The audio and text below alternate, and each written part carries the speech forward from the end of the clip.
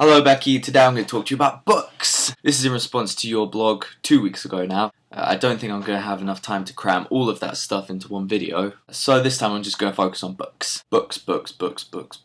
So I guess the best place to start is probably at the beginning with this book. This is JPod by Douglas Coupland. Coupland.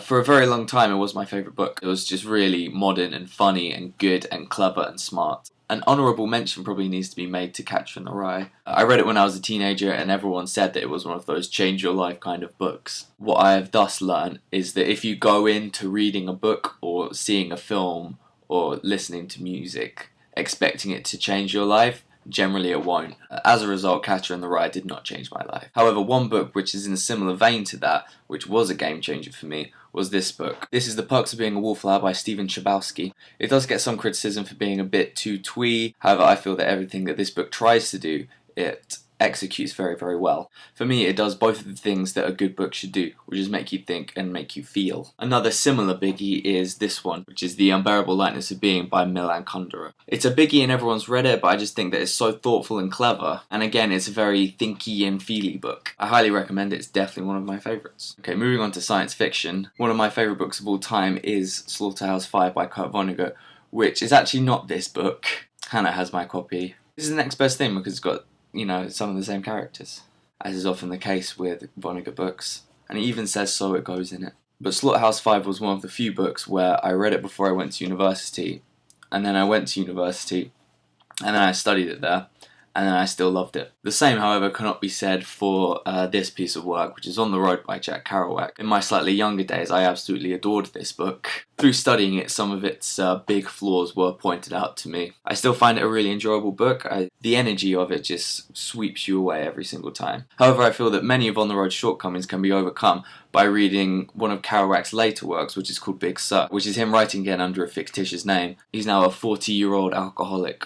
It's a really interesting read, however I don't know where my copy is at the moment. He also wrote it very close to the time when he died, so that's quite interesting. I don't really read that much fantasy, however an author from that genre I really connected with was Mieville. This is my favourite of his books, it's called The Scar. It's the second in a trilogy, and he just generally writes very imaginative and creative and immersive books. Yeah, recommend him. Speaking of fantasy though, I am currently reading Stardust by Neil Gaiman. I'm finding that the general tone of the book is very, very different to the film. Most of the key events are still the same, however the feeling of the world is very different. Not to say that the book has ruined the film for me, because I still very much enjoy it, but it's very different. Speaking of book-to-film adaptations, I also recently read High Fidelity. I remember you saying that you much preferred the book to the film of this. I adore the film.